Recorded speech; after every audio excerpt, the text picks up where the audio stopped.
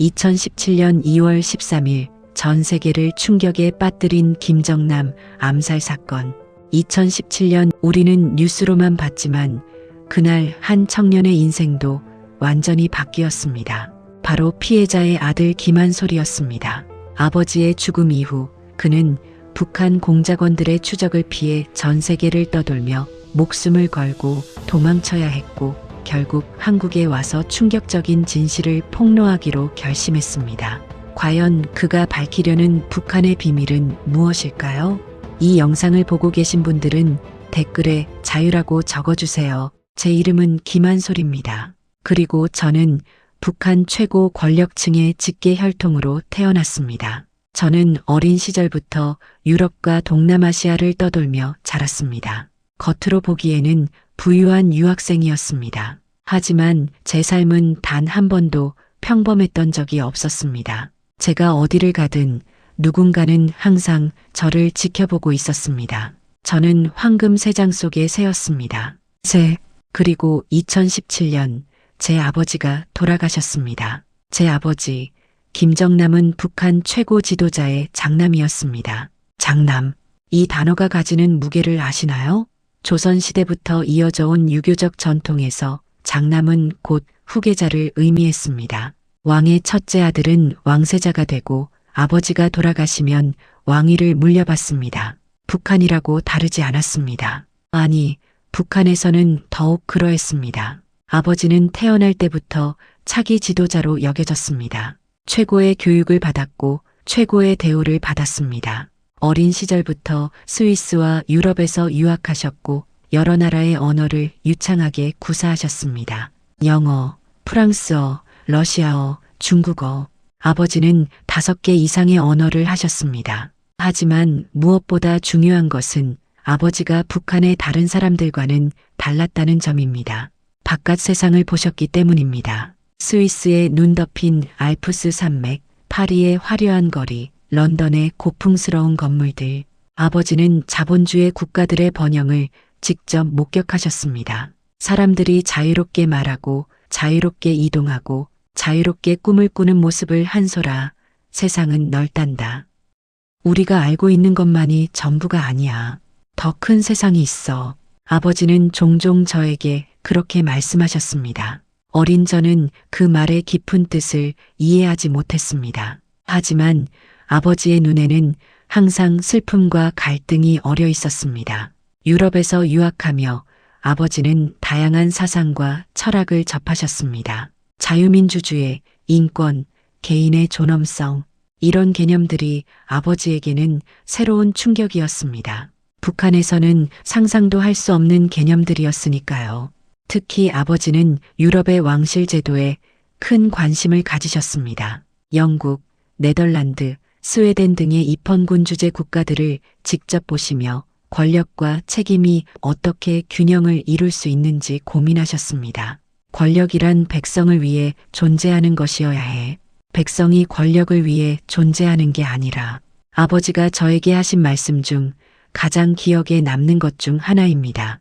당시에는 이해하지 못했지만 지금 생각해보니 아버지는 이미 북한 체제에 대한 근본적인 의문을 품고 계셨던 것 같습니다.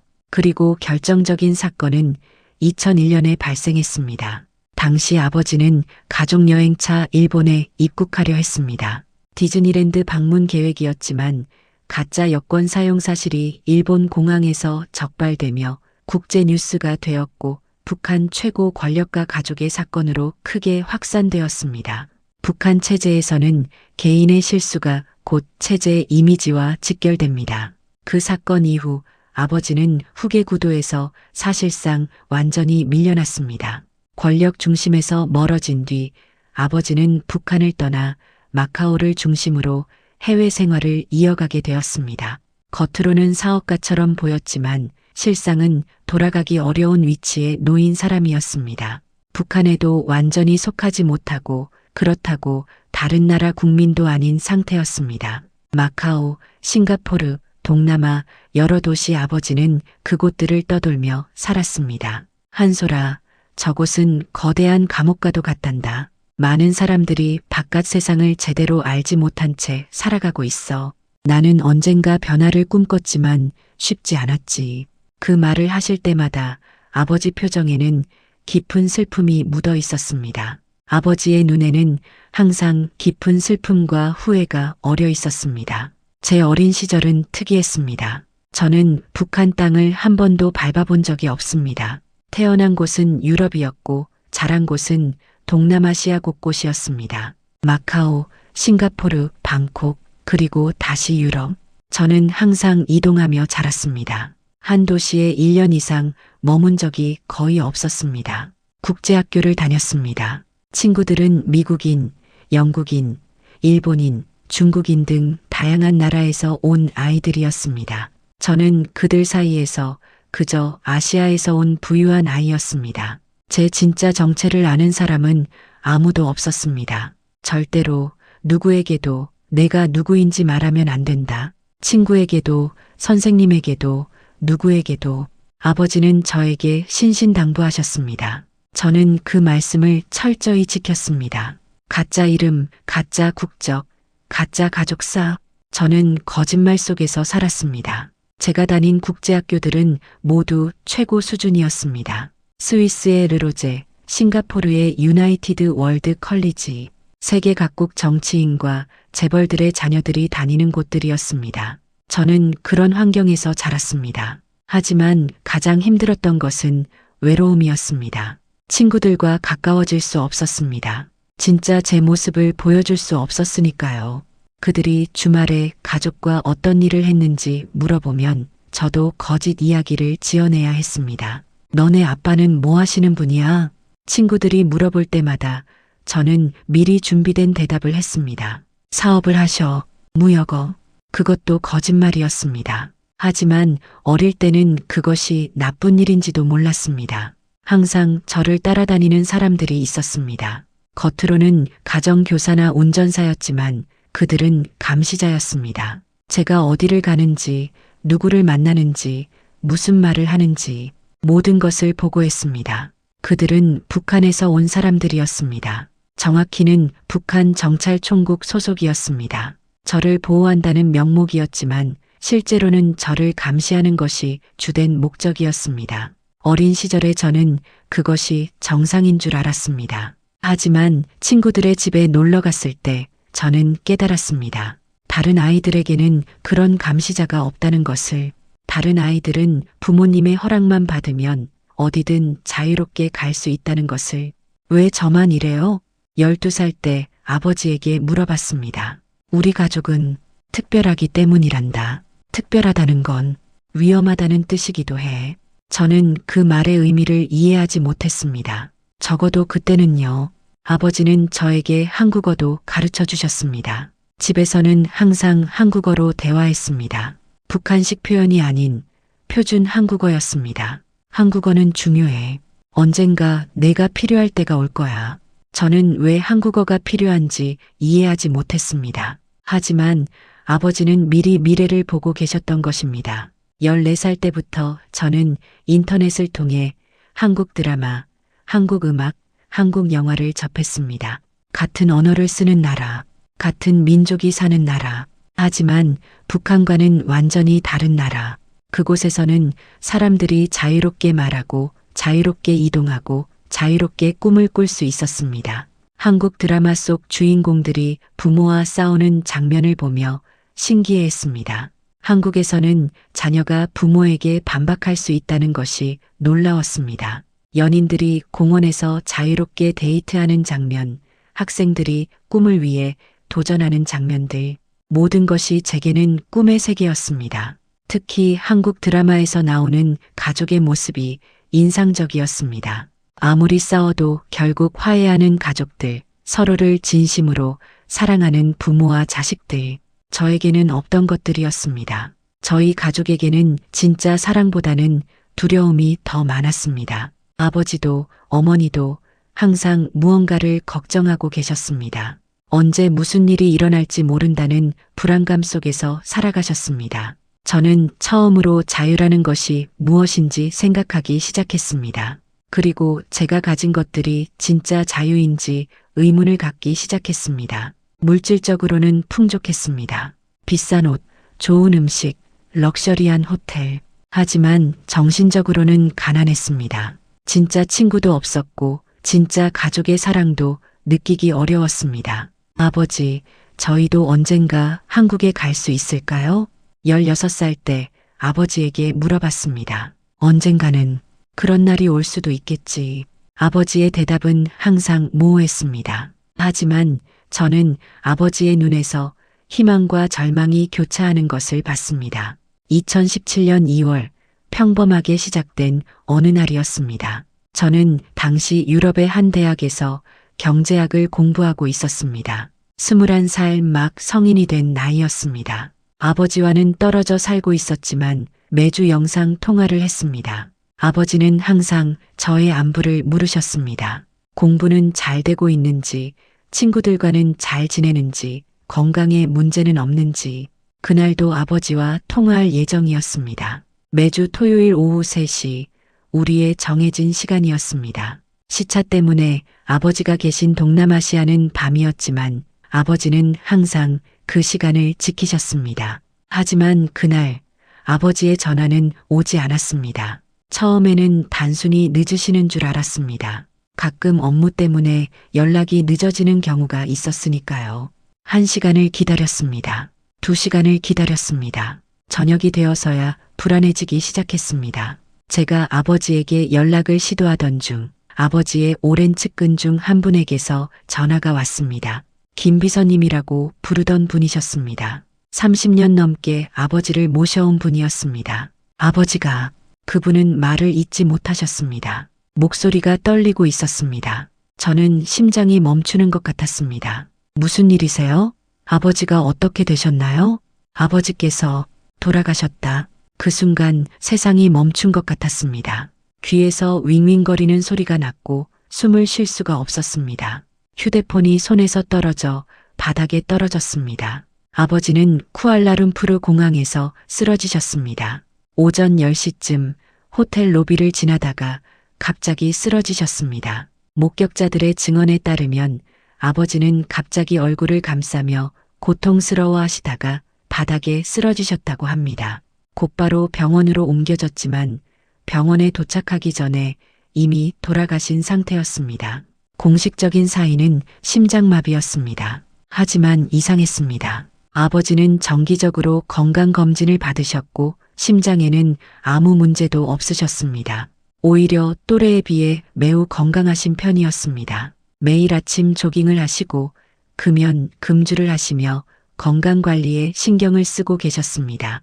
며칠 후 더 자세한 정보가 들어왔습니다. 공항의 CCTV 영상을 분석한 결과 아버지가 쓰러지기 직전에 이상한 일이 있었다는 것입니다. 2명의 젊은 여성이 아버지에게 다가갔습니다. 베트남 국적으로 위장한 북한 공작원들이었습니다.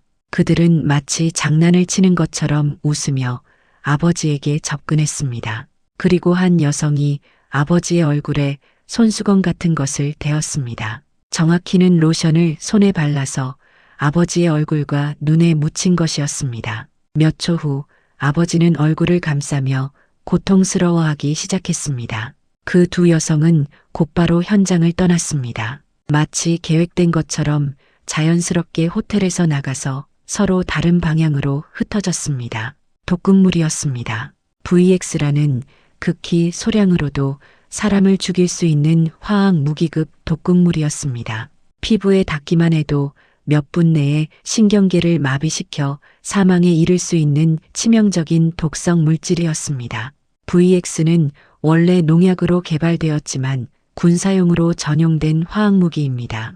냄새도 없고 색깔도 없어서 감지하기 매우 어렵습니다. 그리고 극소량만으로도 사람을 죽일 수 있습니다. 아버지는 살해당하신 것입니다. 평양에서 온 명령이었습니다. 제3촌, 새로운 최고 지도자가 된 그 사람이 내린 명령이었습니다. 아버지는 더 이상 필요 없는 존재가 되었고 오히려 위험한 존재가 되었습니다. 직계 혈통으로서 언제든 권력에 도전할 수 있는 잠재적 위협, 그리고 무엇보다 북한의 비밀을 너무 많이 알고 있는 사람. 그래서 제거된 것입니다. 저는 그날 밤내도록 울었습니다. 아버지를 마지막으로 본 것이 언제였는지 생각해 봤습니다. 작년 크리스마스 때 잠깐 만났던 것이 마지막이었습니다. 그때 좀 더 많은 이야기를 나눌 걸, 좀 더 많은 시간을 함께 보낼 걸, 사랑한다는 말을 더 많이 할 걸. 한솔이야, 당장 숨어야 해. 너도 위험해. 김 비서님이 긴급히 연락해 왔습니다. 저도 제거 대상이라는 뜻이었습니다. 아버지를 죽인 그들이 이번에는 저를 노리고 있다는 것이었습니다. 저는 그날 밤 가방 하나만 챙기고 그 도시를 떠났습니다. 대학교 기숙사에 있던 모든 것을 버리고 새벽 첫 차로 다른 나라로 향했습니다. 학업도 친구들도 모든 것을 포기하고 도망쳤습니다. 그렇게 저의 진짜 도피 생활이 시작되었습니다. 아버지의 장례식에도 가지 못했습니다. 거기에 가면 저도 똑같이 죽을 수 있었으니까요. 아버지, 죄송합니다. 그리고 사랑합니다. 비자금의 비밀 2100자. 아버지가 돌아가신 지 한 달 후 아버지의 유품이 제게 전달되었습니다. 김 비서님이 위험을 무릅쓰고 가져다 주셨습니다. 유럽의 한 작은 도시에서 비밀리에 만났습니다. 그분도 이미 평양으로부터 경고를 받으신 상태였습니다. 더 이상 아버지 관련 일에 관여하지 말라는 경고였습니다. 한솔이야, 이것들을 받고 나면 나도 너를 다시 만날 수 없을 것 같다. 앞으로는 정말 조심해야 해. 그들의 눈은 어디든 있어. 그분의 눈에도 두려움이 어려 있었습니다. 30년 넘게 아버지를 모셨던 충직한 분이셨는데 이제는 그분도 불안에 떨고 계셨습니다. 아버지의 유품은 많지 않았습니다. 여권 몇 개, 시계 하나, 그리고 낡은 가죽 지갑. 그게 전부였습니다. 저는 그 물건들을 안고 울었습니다. 아버지의 채취가 아직 남아있는 것 같았습니다. 시계는 아버지가 항상 차고 계시던 롤렉스였습니다. 제가 어릴 때부터 봐왔던 그 시계. 언젠가 너에게 물려줄게라고 말씀하셨던 그 시계. 저는 그 시계를 제 손목에 찼습니다. 그런데 지갑을 자세히 살펴보던 중 이상한 것을 발견했습니다. 작은 메모리 카드였습니다. 지갑의 안감 사이에 숨겨져 있었습니다. 평소 같으면 눈치채지 못했을 것입니다. 하지만 저는 우연히 지갑의 가죽이 약간 벌어진 것을 발견했고 그 안에서 카드를 찾아냈습니다. 마이크로 SD 카드였습니다. 손톱만큼 작은 크기였지만 그 안에는 엄청난 비밀이 숨어 있었습니다. 숙소로 돌아가 컴퓨터에 연결해 보니 암호화된 파일들이 들어 있었습니다. 수십 개의 파일들, 모두 강력한 암호로 잠겨 있었습니다.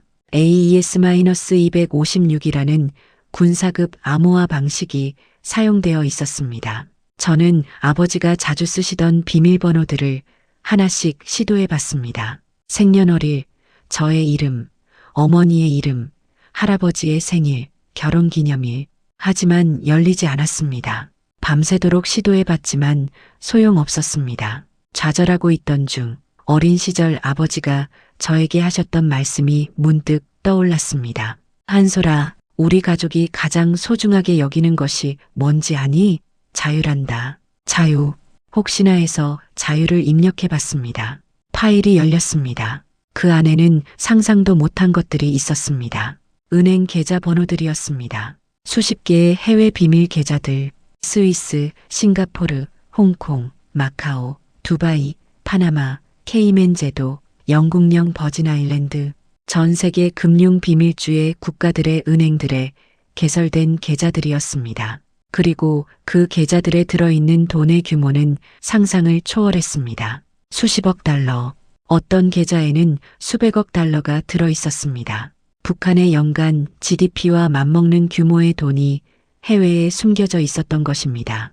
더 충격적인 것은 그 돈의 출처와 흐름을 기록한 문서들이었습니다. 무기거래, 북한이 아프리카와 중동의 독재 정권들에게 무기를 팔아얻은 돈, 시리아, 이란, 미얀마 국제사회에서 제재를 받고 있는 나라들이 주요 고객이었습니다. 마약 밀매, 북한에서 생산한 각종 마약들을 전 세계에 유통시켜 얻은 수익, 필로폰, 아편, 펜타닐, 온갖 종류의 마약들이 북한에서 대량으로 생산되어 유통되고 있었습니다.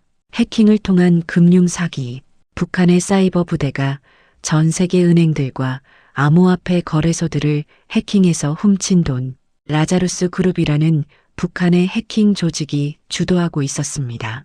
위조 화폐 유통, 북한에서 제작한 위조 달러와 위조 유로를 유통시켜 얻은 이익, 이른바 슈퍼노트라고 불리는 완벽한 위조 지폐들이 전 세계에 유통되고 있었습니다.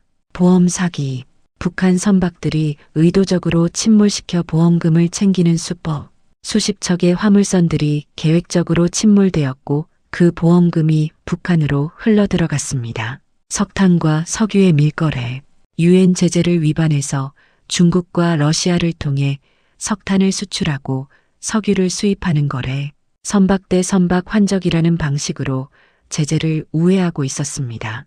북한 정권이 어떻게 국제사회의 제재를 피해 돈을 벌어들이는지, 그 돈이 어디로 흘러가는지 아버지는 그 모든 것을 알고 계셨습니다. 그리고 증거를 차곡차곡 모아두셨습니다. 문서를 더 읽어보니 그 돈들이 어떻게 쓰이는지도 나와 있었습니다.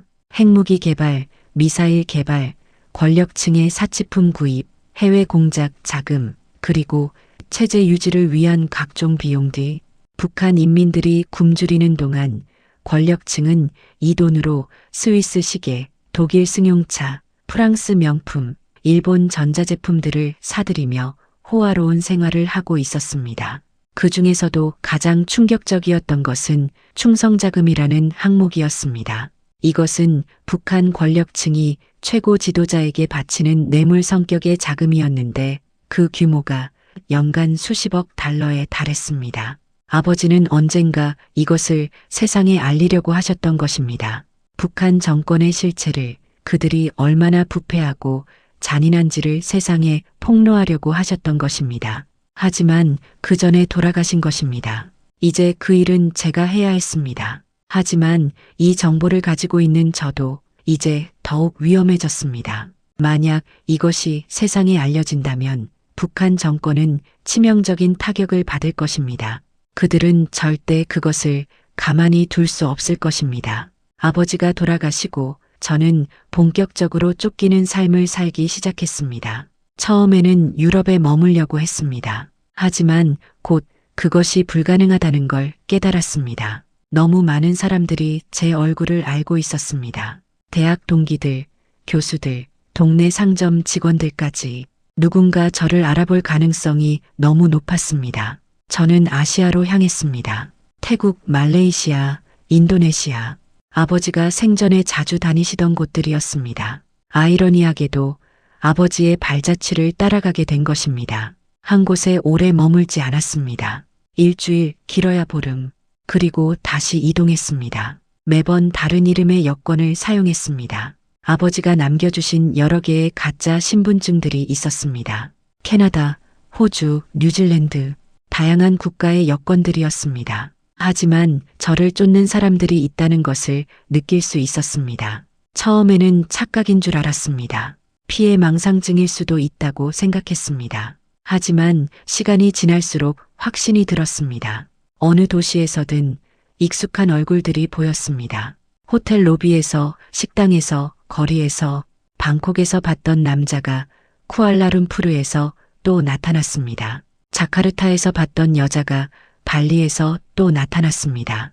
우연이라고 하기에는 너무 많은 우연이었습니다. 그들은 대체로 관광객으로 위장하고 있었습니다. 카메라를 들고 다니고 가이드북을 보는 척하고 기념품을 사는 척했습니다. 하지만 진짜 관광객과는 뭔가 달랐습니다. 너무 의도적으로 무관심한 척했고 저를 직접 보지는 않으면서도 계속 제 동선을 파악하고 있었습니다.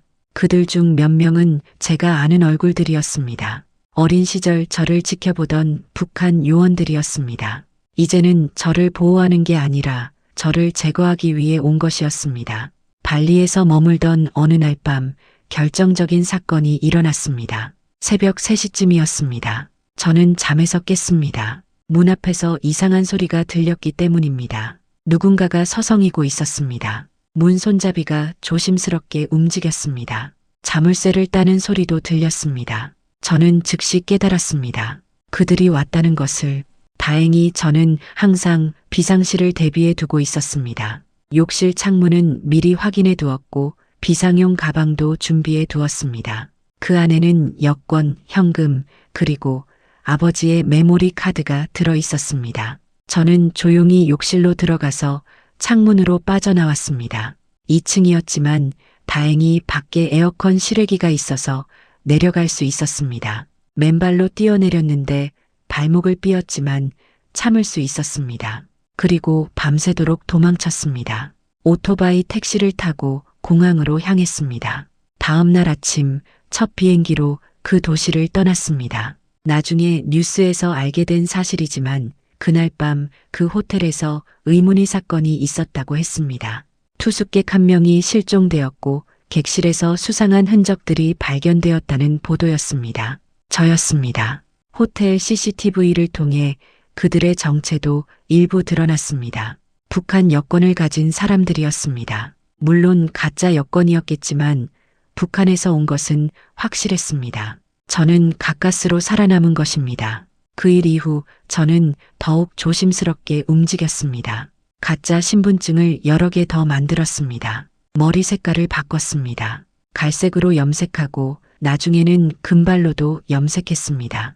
안경을 쓰기 시작했습니다. 수염도 기르고 옷차림도 바꿨습니다. 사람들이 많은 곳을 피했습니다. 항상 뒷문이 있는 숙소만 선택했습니다. 하지만 무엇보다 힘든 것은 외로움이었습니다. 아무와도 진짜 소통할 수 없었습니다. 누구도 믿을 수 없었습니다. 가족들도 연락할 수 없었습니다. 친구라고 할 만한 사람도 없었습니다. 어머니와 여동생도 위험했습니다. 다행히 아버지의 오랜 지인들의 도움으로 어머니와 동생은 유럽의 한 나라에서 신분을 바꾸고 숨어 살 수 있게 되었습니다. 하지만 저는 그들과 함께 있을 수 없었습니다. 제가 있으면 그들도 더 위험해지니까요. 저는 완전히 혼자였습니다. 밤마다 악몽을 꿨습니다. 아버지가 죽어가는 꿈, 제가 쫓기는 꿈, 잡혀서 북한으로 끌려가는 꿈. 잠을 제대로 잘 수가 없었습니다. 수면제를 먹어도 소용없었습니다. 음식도 제대로 먹지 못했습니다. 항상 독이 들어있을지도 모른다는 생각 때문이었습니다. 체중이 15kg 이상 빠졌습니다. 거울을 보면 아버지와 닮아가는 제 얼굴이 보였습니다. 하지만 훨씬 야위고 피곤한 모습이었습니다. 저는 서서히 무너지고 있었습니다. 정신적으로도 육체적으로도. 그러던 어느 날 저에게 예상치 못한 연락이 왔습니다. 태국 방콕의 한 인터넷 카페에서 이메일을 확인하고 있을 때였습니다. 한솔 씨, 저희는 당신을 알아요. 돕고 싶습니다. 영어로 쓰인 짧은 메시지였습니다. 발신자는 국제인권단체였습니다. 처음에는 함정일 수도 있다고 생각했습니다. 북한 요원들이 저를 유인하기 위한 수작일 수도 있다고 생각했습니다. 하지만 더 이상 선택의 여지가 없었습니다. 혼자서는 더 이상 버틸 수 없었습니다. 언젠가는 그들에게 잡힐 것이고 그러면 아버지처럼 죽게 될 것이었습니다. 저는 그들을 만나기로 했습니다. 새로운 여정이 시작되려고 하고 있었습니다. 국제인권단체의 도움으로 저는 드디어 미국으로 건너갈 수 있었습니다. 그들은 자유아시아 방송과 연결된 인권단체였습니다. 북한 인권 문제에 특화된 조직으로 수많은 탈북자들을 도와온 경험이 있었습니다. 처음에는 정말로 도움을 줄 수 있는 사람들인지 확신하지 못했습니다. 하지만 그들이 보여준 전문성과 네트워크를 보고 진짜라는 것을 알 수 있었습니다. 첫 번째 만남은 방콕의 한 안전가옥에서 이루어졌습니다. 미국인 변호사 2명과 한국계 미국인 활동가 1명이 저를 만나러 왔습니다. 우리는 당신의 아버지에 대해서 알고 있습니다. 그리고 당신이 얼마나 위험한 상황에 있는지도 알고 있습니다. 그들은 놀랍도록 많은 정보를 가지고 있었습니다. 아버지의 과거, 북한 내부의 권력 구조, 그리고 제가 지난 몇 달간 겪었던 추적에 대해서도 어느 정도 파악하고 있었습니다. 미국으로 가는 과정은 복잡했습니다. 제 신분을 증명해야 했고 제가 진짜 북한 최고 권력층과 관련된 사람인지 검증받아야 했습니다. DNA 검사도 받았고 수백 개의 질문에 답해야 했습니다. 당신의 할아버지가 가장 좋아했던 음식은 무엇입니까? 아버지가 어린 시절 기르던 개의 이름은? 가족만 아는 비밀스러운 장소가 있다면? 이런 식의 질문들이었습니다. 북한에 대한 일반적인 지식으로는 답할 수 없는 정말 권력층 가족만이 알 수 있는 사적인 정보들이었습니다. 하지만 가장 결정적이었던 것은 아버지가 남겨주신 그 메모리 카드였습니다. 그 안에 들어있던 비자금 관련 정보들이 제 신분을 확실하게 증명해 주었습니다. 미국 정보기관들도 그런 상세하고 구체적인 정보는 알지 못하고 있었기 때문입니다. 특히 북한의 해외 계좌들에 대한 정보는 미국 정부에게 매우 중요했습니다. 그들은 오랫동안 북한의 자금줄을 차단하려고 노력해왔지만 구체적인 계좌 정보를 얻기 어려웠던 것입니다. 2019년 가을, 저는 드디어 미국 땅을 밟았습니다. 처음으로 진짜 안전하다고 느꼈습니다. 적어도 북한의 직접적인 위협에서는 벗어났다고 생각했습니다. 미국 정부는 제 상황에 큰 관심을 보였습니다. 제가 가지고 있는 정보, 북한 정권의 비자금 네트워크에 관한 정보가 그들에게는 매우 가치가 있었기 때문입니다. 저는 여러 차례 FBI, CIA, 재무부 등 미국 정보기관과 면담을 가졌습니다. 워싱턴 D.C.의 한 안전가옥에서 때로는 하루에 10시간씩 면담을 했습니다. 아버지가 남긴 자료들을 분석하고 제가 아는 것들을 증언했습니다. 북한 권력층의 해외 자산이 어떻게 관리되는지, 돈세탁 네트워크가 어떻게 작동하는지, 누가 핵심 인물들인지, 어떤 은행들이 북한과 거래하고 있는지, 그 정보들이 바탕이 되어 미국은 북한에 대한 경제 제재를 더욱 강화할 수 있었습니다. 여러 중국계 은행들과 중간 역할을 하던 업체들이 제재 대상에 포함되었습니다. 수십억 달러 규모의 북한 자금이 동결되었습니다. 하지만 미국에서의 삶도 쉽지 않았습니다. 여전히 숨어 살아야 했습니다. 공식적인 신분은 있었지만 어디든 자유롭게 다닐 수는 없었습니다. FBI의 보호 프로그램 하에서 생활했습니다. 그리고 무엇보다 외로웠습니다. 미국인들과 함께 지내는 것이 쉽지 않았습니다. 미국 사회에 적응하는 것도 어려웠습니다. 언어는 할 수 있었지만 문화적 차이가 컸습니다. 미국인들의 직접적인 소통 방식, 개인주의적 문화, 자유분방한 생활 방식, 모든 것이 낯설었습니다. 한국 드라마를 보며 동경했던 것과는 또 다른 문화였습니다. 그리고 저는 점점 생각하기 시작했습니다. 이렇게 숨어 살기만 하는 것이 맞는 것일까? 아버지가 원하셨던 것은 이것이 아닐 것입니다. 아버지는 북한 정권의 실체를 세상에 알리고 싶어 하셨습니다. 그냥 미국에서 안전하게 숨어만 사는 것이 아니라 적극적으로 진실을 알리는 것이 아버지의 뜻에 맞는 것일 텐데. 그러던 중 저는 한 가지 사실을 깨달았습니다. 미국에서 아무리 증언을 해도 그것이 북한 내부의 변화로 이어지지는 않는다는 것을. 미국인들에게는 북한이 너무 먼 나라였습니다. 관심은 있지만 절실함은 부족했습니다. 북한? 그 독재 국가 말이야. 정말 안 됐다. 대부분의 미국인들의 반응이 이 정도였습니다. 동정은 해주지만 그것으로 끝이었습니다. 하지만 한국은 달랐습니다. 한국 사람들에게 북한은 같은 민족이자 분단된 반쪽이었습니다. 한국에서라면 제 증언이 더 큰 의미를 가질 수 있을 것이라고 생각했습니다. 그리고 무엇보다 저는 한국에 대한 동경이 있었습니다. 어린 시절부터 한국 드라마와 영화를 보며 꿈꿔왔던 그 나라. 아버지가 한국어를 가르쳐 주셨던 이유도 분명히 있었을 것입니다. 언젠가 너에게 필요한 때가 올 거야. 아버지의 말씀이 맞았습니다.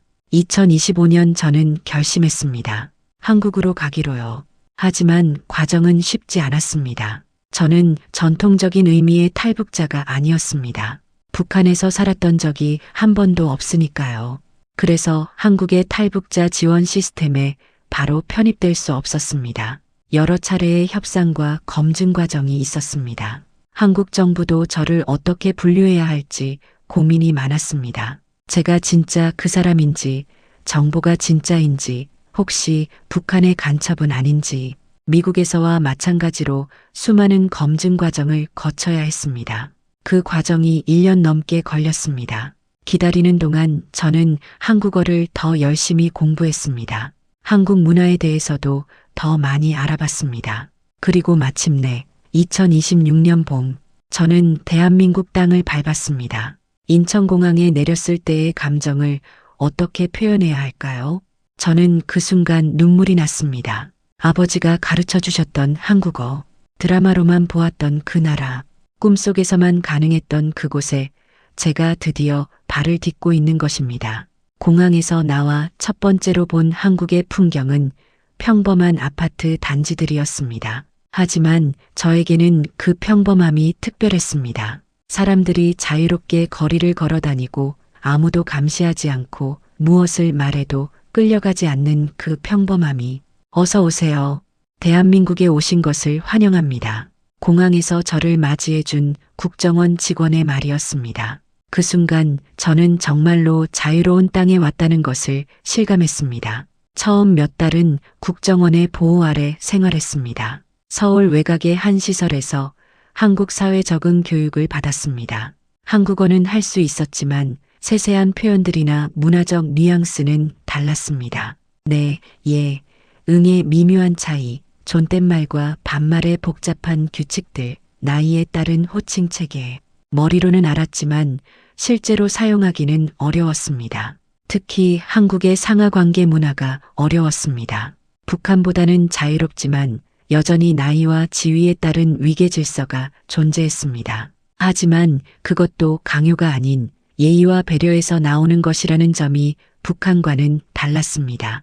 하지만 가장 큰 충격은 한국 사람들의 자유로운 모습이었습니다. 지하철에서 대통령을 비판하는 사람들, 인터넷에서 정부 정책을 자유롭게 토론하는 사람들, 광화문 광장에서 시위하는 사람들, 그 모든 것이 저에게는 신기했습니다.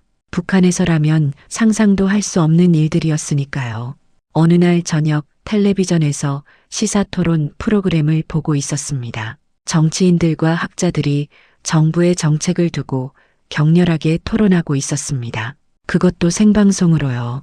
정부가 이런 식으로 하면 안 되죠. 대통령이 잘못 판단한 것 같습니다. 이런 말들을 공개적으로 그것도 텔레비전에서 하고 있었습니다. 저는 깜짝 놀랐습니다. 북한에서라면 이런 말을 했다가는 정치범 수용소에 끌려가도 모를 일이었으니까요. 하지만 한국에서는 그것이 당연한 일이었습니다. 오히려 그런 비판과 토론이 건전한 민주주의의 증거라고 여겨지고 있었습니다. 적응 과정에서 많은 분들이 저를 도와주셨습니다. 탈북자 지원 단체분들, 인권운동가들, 그리고 평범한 시민들까지. 제가 특수한 상황의 사람임에도 불구하고 많은 분들이 저를 따뜻하게 맞아주었습니다.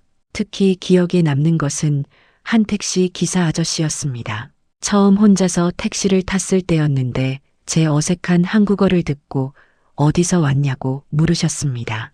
북한과 관련이 있다고 대답했더니 택시 요금을 받지 않으시더군요.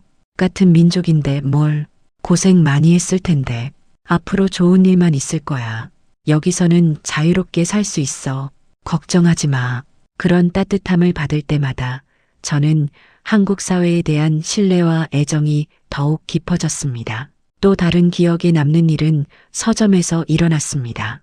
교보문고에 처음 갔을 때였는데 너무 많은 책들이 있어서 놀랐습니다. 그리고 그 책들 중에는 정부를 비판하는 책들, 북한을 다룬 책들, 심지어 공산주의를 옹호하는 책들까지 있었습니다. 북한에서라면 금서가 될 만한 책들이 당당히 진열되어 있고 사람들이 자유롭게 사서 읽고 있었습니다. 그것이 저에게는 자유의 상징처럼 느껴졌습니다. 지금 저는 제 증언을 준비하고 있습니다. 아버지가 남기신 자료들을 정리하고 제가 알고 있는 것들을 체계적으로 문서화하고 있습니다. 북한 정권이 어떻게 돈을 벌고 그 돈이 어떻게 독재를 유지하는 데 쓰이는지, 그들이 얼마나 많은 부를 해외에 숨겨두고 있는지, 북한 인민들이 굶주리는 동안 권력층은 어떤 호화로운 생활을 하고 있는지, 이 모든 것을 세상에 공개할 예정입니다.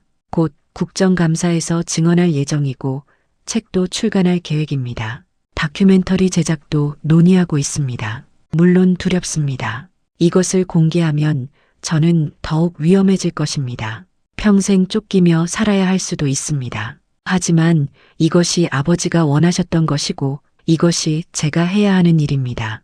최근에 저는 한 가지 결심을 더 했습니다. 단순히 북한 정권을 비판하는 것에서 그치지 않고 북한 인민들을 위한 구체적인 도움 방안도 제시하고 싶다는 것입니다.